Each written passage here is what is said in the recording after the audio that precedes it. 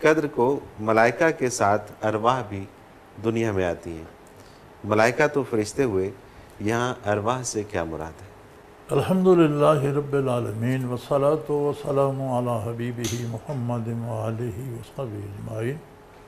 اعوذ باللہ من الشیطان الرجیم، بسم اللہ الرحمن الرحیم. قرآن حکیم نے ارشاد فرمایا تنزل الملائکۃ والروح.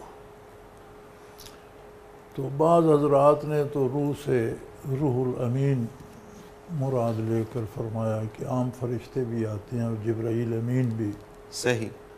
دوسرے حضرات نے اس سے ارواح مراد لی ہے کہ جو ارواح نجات میں ہوتی ہیں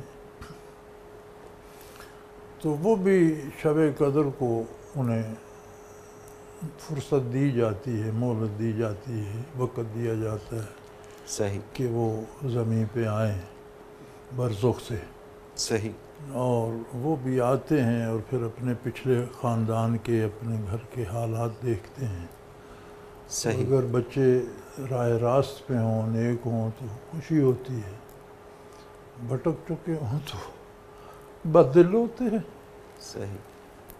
تو بالکل یہ صحیح. دو تعبیریں اس کی ٹھیک ہے. علماء نے. اور یہ جو ارواح، دوسری جو اس کی تعبیر ہے، ارواح جو آتی ہیں تو یہ صرف شب قدر کو ہی آتی ہیں یا عام دنوں میں یا جی عام؟ نہیں، ارواح برزخ میں روح سفر نہیں کر سکتی.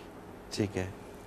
یہ جو قوت پرواز ہوتی ہے یہ روح اگر دنیا میں حاصل کر لے ٹھیک ہے. تو برزخ میں بھی اس کے پاس ہوتی ہے. سبحان اللہ، سبحان اللہ. یہ جو جسے آپ تصوف کہتے ہیں، یہ یہی چیز ہے کہ دنیا میں ذکر الہی سے اور شیخ کی توجہ سے، اور شیخ توجہ ذاتی نہیں دیتا، وہ سلسلہ در سلسلہ روایت کی طرح حضور اکرم صلی اللہ علیہ وسلم تک پہنچتی ہے. صحیح. اور وہ توجہ ہوتی ہے حضور اکرم صلی اللہ علیہ وسلم کی.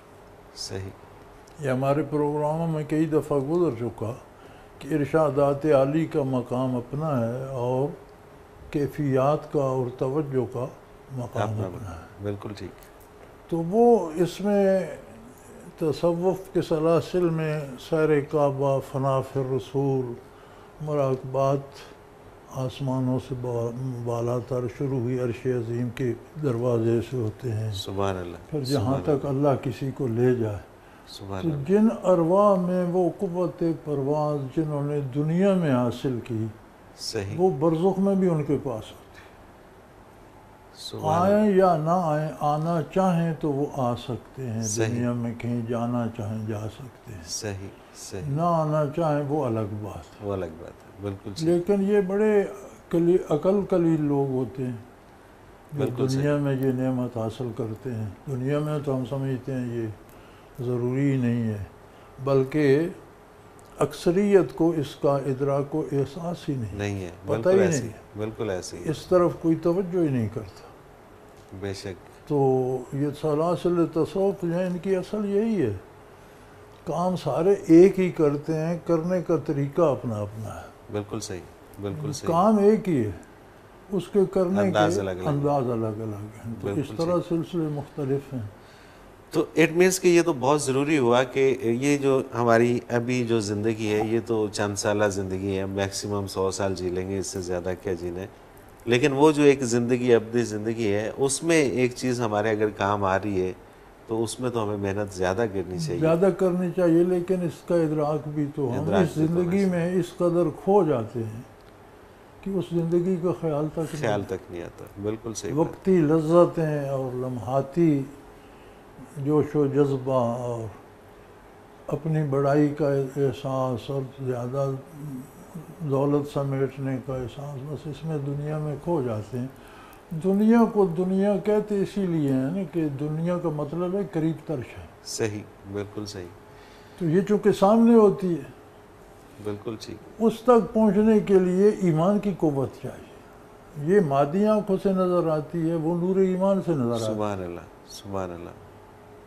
تو تو وہ چونکہ ہم اس طرف متوجہ، ہم موروثی مسلمان ہیں، وراثت میں اسلام مل گیا الحمدللہ، یہ بھی اللہ کا شکر ہے۔ شکر ہے، بالکل۔ شاید اگر ہم غیر مسلموں کے یہاں پیدا ہوتے تو وہیں مر جاتے۔